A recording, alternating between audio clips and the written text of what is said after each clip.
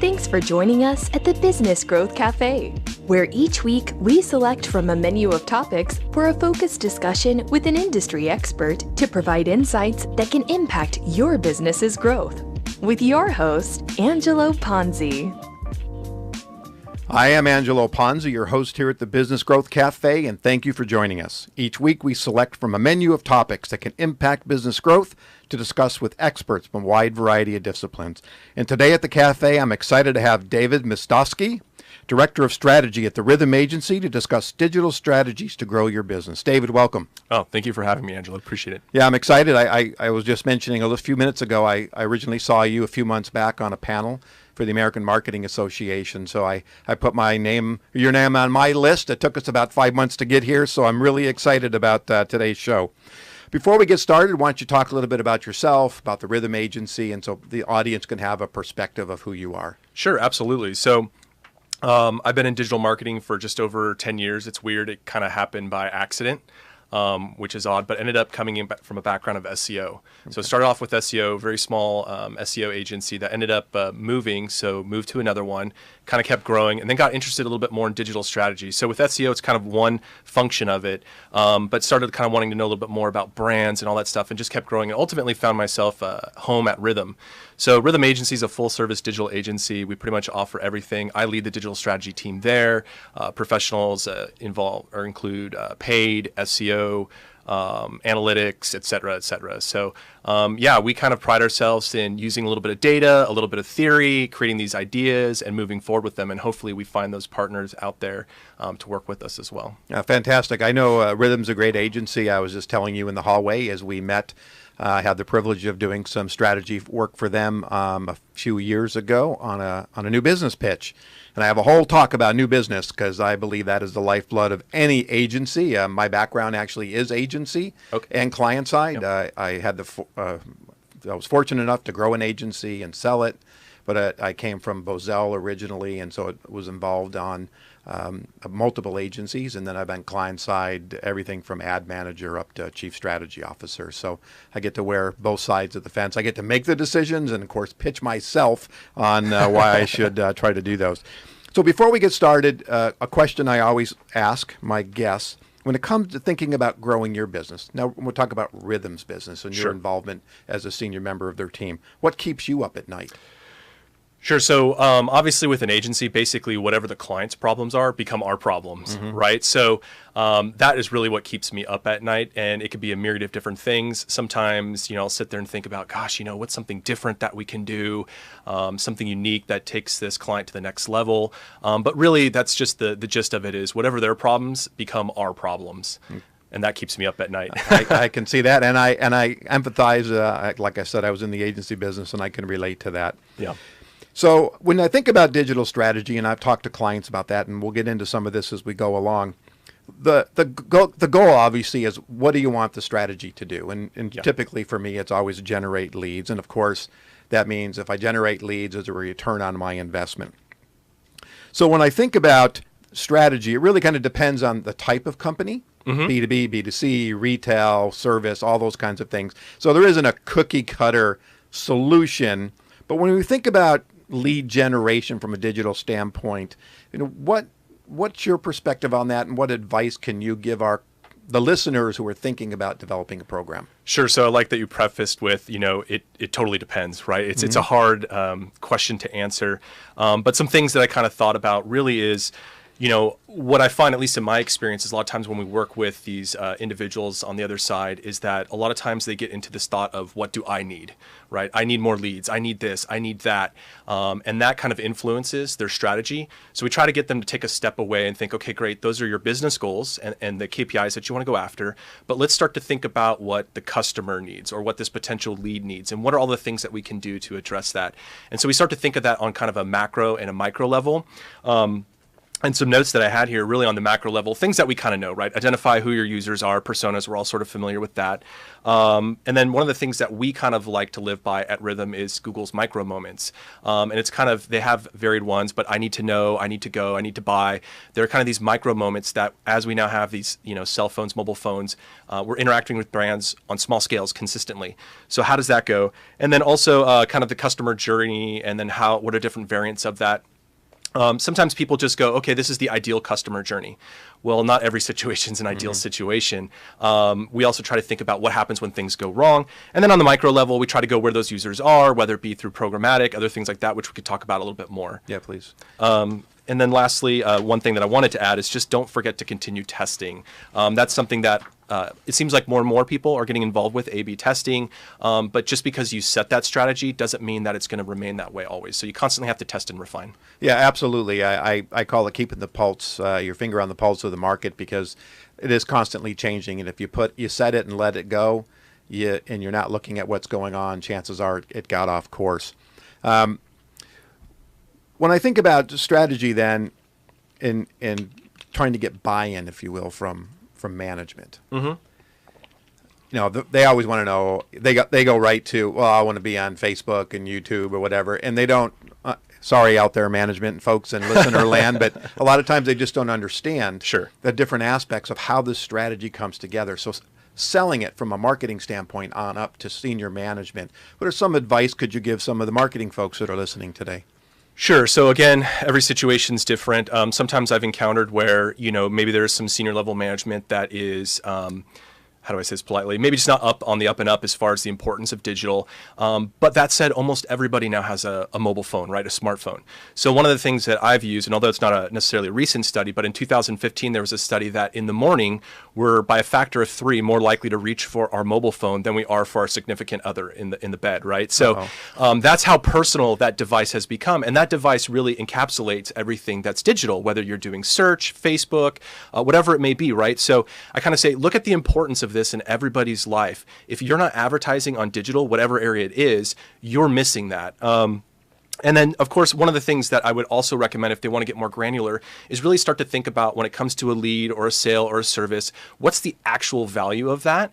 And then see if you can work that back through some of your analytics. So that way you could do a little bit of a small test campaign, right? Say, okay, hey, maybe you're not ready to jump full in. That's okay. But can we start with something small, just a little bit of a media budget? We've got our ROI, and then you work on it. And if you show a positive ROI, then you can say, let's scale this. Okay. That makes a lot of sense.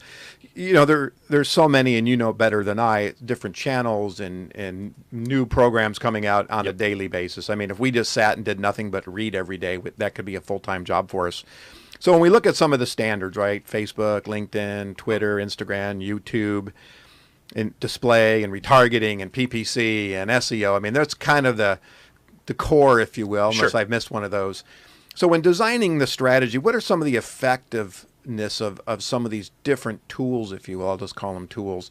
And again, that might vary based on B2B, B2C, based on strategy and all those things. So I'm giving you a big, broad question and trying to get you to narrow it down to some specifics. Sure, I'll try my best. So again, it totally depends. But that said, when it comes to Facebook, what we like about Facebook, at least at Rhythm, is that it does provide a great testing environment for some test campaigns. The advertising tends to be a little bit more cost effective than maybe going with PPC right out the gate.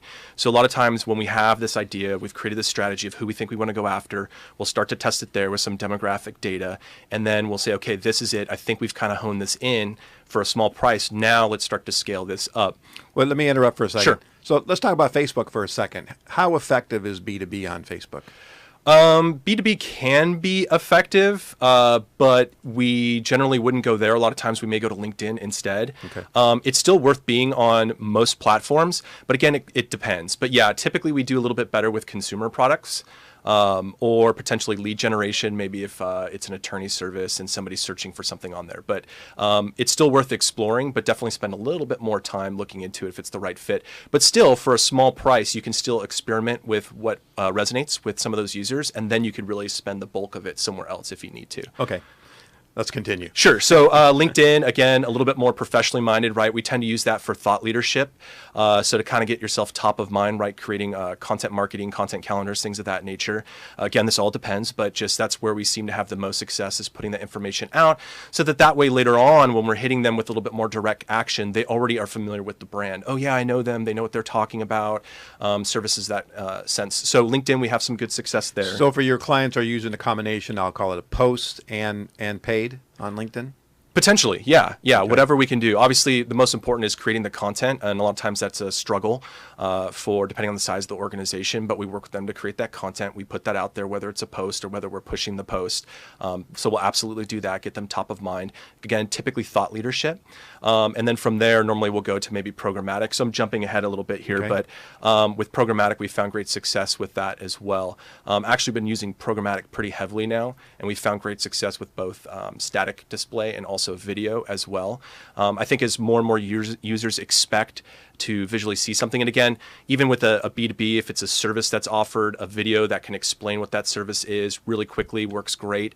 Again, people don't just want to read, they want to see and believe as well. Okay, and I mean, a lot of the recent articles and surveys talk about the importance of video over a lot of other things. So why don't we talk a little bit, just for the listeners, in case they don't know what programmatic is? Sure. And at least give them some context on that. Sure. So traditionally, let's say 5 years ago, you would do display advertising through Google, right? And Google has their ad network that they put out these static ads. We're all pretty familiar with seeing them on the side rails of websites and things of that nature. What programmatic does is basically takes that and amplifies it with an element of artificial intelligence. So it's kind of real time it's occurring. So rather than having a human, so a human comes in, basically sets it up, says, here's where we want to go, here's who we think we're going to go after, here's the ads that we're going to use, and then these are the places that we think it would be best applied, and then it goes from there. And then in real time, the artificial intelligence basically gets an understanding of, okay, this ad, we're spending a lot of money, but it's not being effective, whereas over in this particular channel, we're a lot more effective, so it automatically then takes the money and starts applying it there. So it's like a stream almost of your ad dollars in your ads, and it finds the path of least resistance and then goes in that direction. And then periodically, of course, you have a professional coming in to make sure things don't go off the rail, or alternatively, hey, we have new information of users we want to target, let's put that into the system, and then it goes in that direction as well. Okay, fantastic. Yeah, I just wanted some clarity for the Sure. audience on that. Thank you very much. Some of the other things I had here, so just some notes. Instagram, we tend to get higher engagement rates than we do with Facebook, so there's opportunity there. We've had better results with the slightly younger demographic and female, so if that's somebody that you want to go after, you may look at that. Again, there's audience everywhere, but that's just where we've had some great success. YouTube, we talked about videos, awesome stuff with YouTube. I like that they have options where basically you can advertise, and if the user doesn't watch the whole video, you don't actually pay for it. So again, if it's not a direct fit, the user skips that video, you don't have to pay, which is a great way to save some money. And ultimately too, YouTube is the #2 search engine, right? So I think I put a number here. It has 1.5 billion logged in users per month. And feeds over 1 billion hours of video each day, right? So there's a lot of reach there, whether it's B2B, B2C. People want to understand, if you're selling a software platform or a service, what is that? What does it look like? How can I see it? We're just in this age of the educated consumer, right? So just being told something isn't enough. We want to live it, experience before we commit to it. Okay. Display, retargeting. So we have used display before as traditional display, like Google Ad Network. We tend to not use that as much anymore because we've really gone more towards programmatic, Okay. just because it's a little bit more efficient in our opinion. Okay. What about search, voice search, and chatbots and things, and AI actually, and coming into this idea of digital? How are they all going to play? Sure. So voice search, I think we're already seeing an impact based on that. So kind of coming from an SEO background, been pretty innately involved with keyword research and things of that nature. And I've personally seen the change in search behavior. It's changed from more broad, keywords, just lots of keyword dense searches, to a more natural, right? So the way we converse is now how people are starting to search because they're talking with their phones. In fact, quick side note, it was kind of crazy. I was watching some younger kids at a soccer game, and all they were doing was just searching by talking to their phones, right? So it's definitely a different experience, but I feel like we're already seeing that impact. And if you have a quality team, whether you have a search engine optimization professional, they should know that those keywords are still in there. So I think that's great. It will be interesting. I'm kind of curious to see what happens. I know Amazon is exploring advertising with Alexa, but basically Amazon, being the 800-pound gorilla, is trying to dictate that you have to spend a copious amount of money for it. So it'll be nice to see if eventually they break that down to a little bit more cost effective in the near future. And then depending on the service that you offer, obviously you can create apps for those voice assistants. That may be an opportunity as well, although those tend to be for bigger brands. Okay. Do a lot of your clients still creating apps? Not so much. Yeah. I think, with any ecosystem, right, if you get into it initially, you have, you're kind of there, right? So it's a little bit harder to get in. We do have some folks that want to explore that. We have conversations with them. We say why. More often than not, it's just kind of, oh, it's cool. We want to have an app.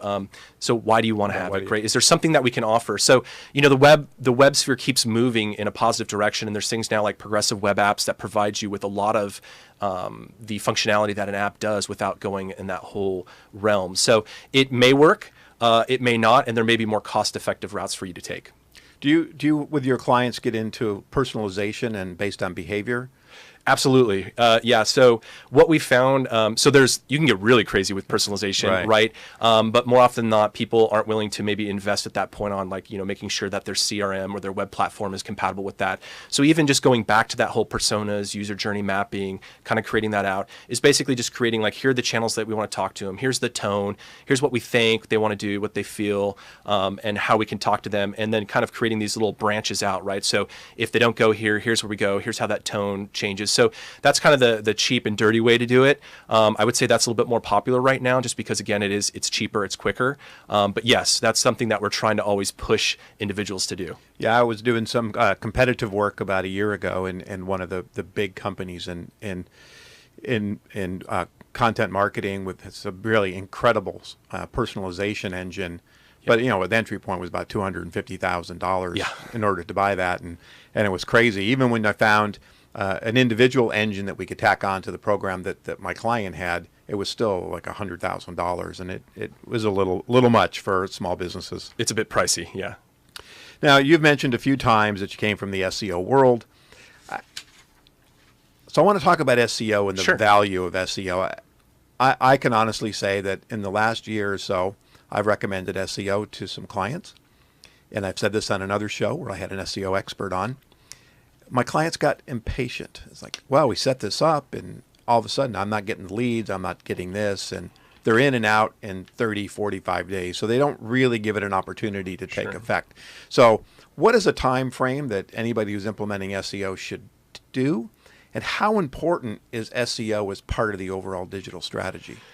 Yeah, so SEO is definitely not dead. A lot of people say SEO is dead. Organic searches keep increasing the amount of users that do it, both on desktop and on mobile. So it's there. But one of the things that we do when a client comes in is we try to do an element of re-education as far as what SEO is. Now, having done this for a long time, right, SEO originally was just it was just, here's my money, do whatever magic you need to do, right? And then as the client becomes more savvy, and as we become more savvy, it becomes, well, we need rankings and traffic. So really what I do is I sit them down and I say, look, what do you want? What is it that you're looking to get? Oh, I want leads. I want to sell stuff. Okay, let's work back through that, right? So how do we get that? Okay, well, we need to get different traffic to your site. Here are all the different channels that are there. One of them is organic, which SEO addresses, although it does play into a little bit of paid as far as quality scores. But that's where we try to get them to go, is basically just say, hey, look, it's important, but yeah, it's a commitment, right? You don't stop marketing any other channel when it comes to your business. Why would you just think that this is something that you can turn on and turn off? The probably bad analogy that I use is, the marketing world is a race that's ongoing, and it continues to go. Ultimately, if you want to be in the front and you haven't been playing, you've got a long distance to run, and you got to run hard, and it's going to take you a long time to catch up, and it depends on the level of effort that you put in. If you're only going to put a few marketing dollars behind it, you can't expect to catch up overnight. You're going to need to put in 6 months, a year, however long it is. If you do invest a little bit more, if you're a little bit more aggressive, you could be a little bit faster. But even then, it's not like it used to be where we'd make changes and just overnight you'd be number one. It takes time. It's a more mature marketplace. Okay.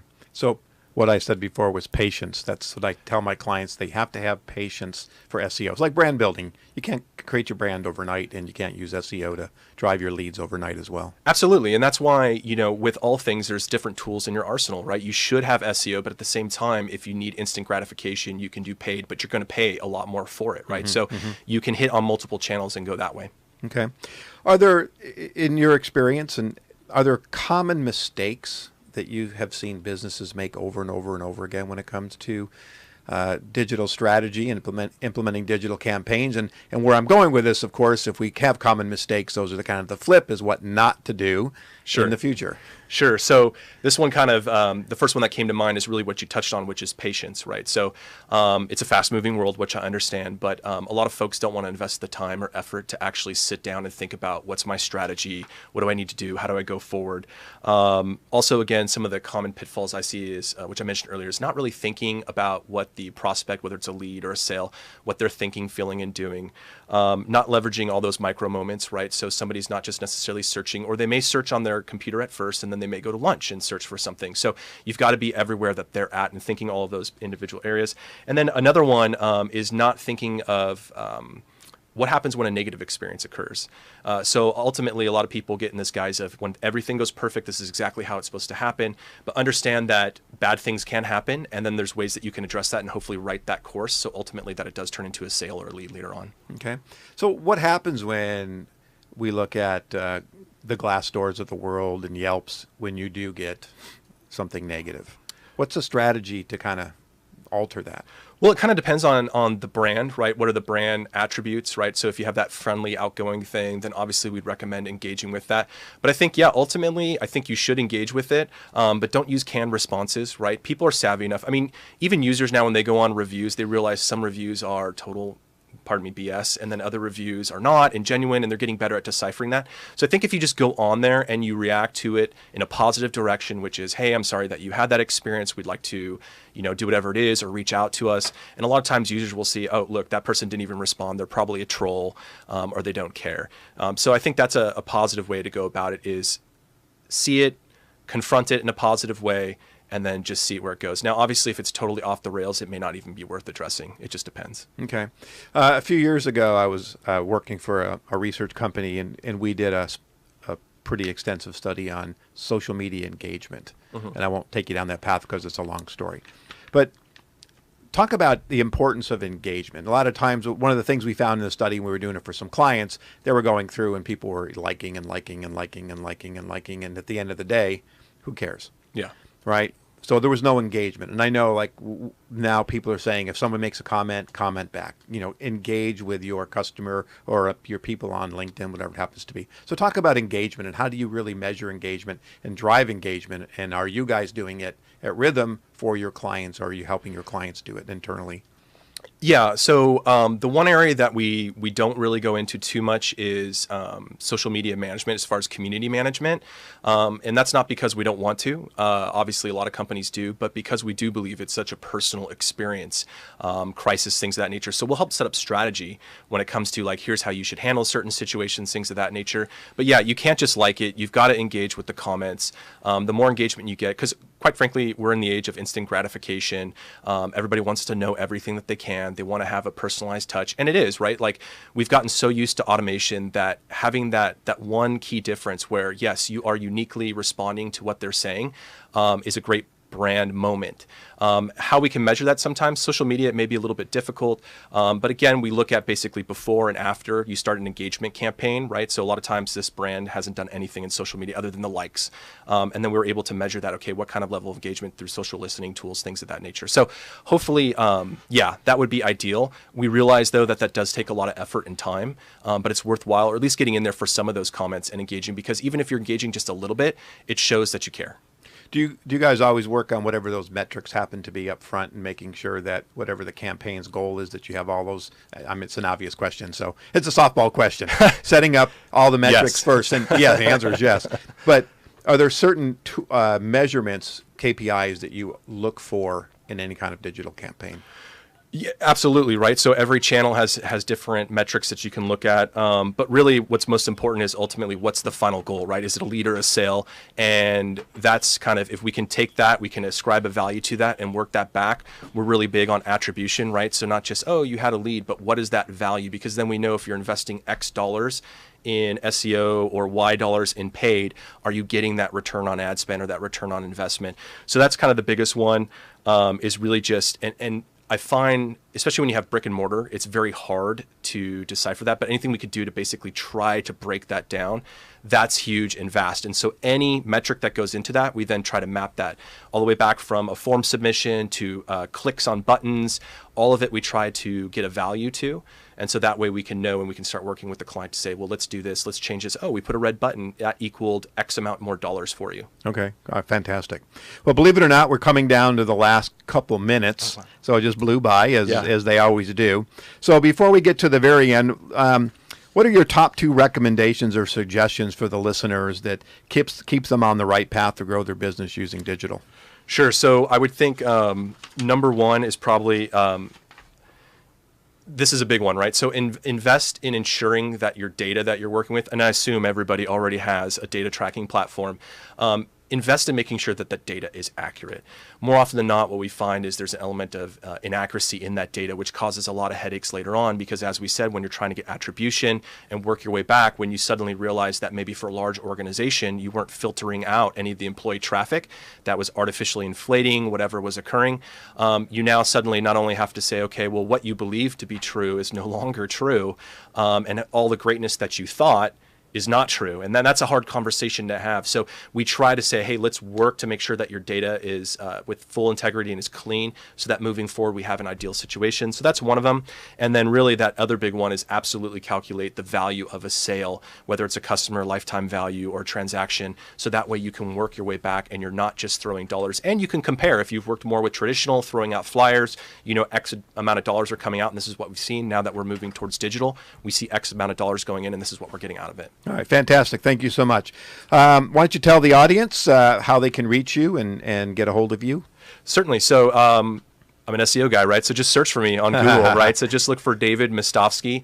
That's a tough last one. So it's Mist of Sky put together, David Mistovsky, and you can search for Rhythm, and I'm sure you'll find me either on LinkedIn or on Rhythm, and we're always happy to help out. Yeah, thank you so much. This has been a great conversation. I'm really excited that we finally got to do it. Like I say, it took about 5 or 6 months, I think, finally to get you on the show, but I'm so happy, and I think this was a great conversation, and the listeners are really going to benefit. Well, thank you for joining us at the cafe today. You can find out more about me and read my blogs or watch my show videos at theponzigroup.com, or connect with me on LinkedIn. That is the easiest way. Or you can subscribe to the show at thebusinessgrowthcafe.com, or we are now on iTunes, Google Play, Spotify, Stitcher, Spreaker, SoundCloud, and coming soon to iHeartRadio and others around the world. Join me next week for lunch at the Business Growth Cafe. Thank you for listening to today's discussion at the Business Growth Cafe with your host, Angelo Ponzi. Take a moment to subscribe to this podcast and visit our website at www.businessgrowthcafe.com. Read Angelo Ponzi's blogs at www.theponzigroup.com.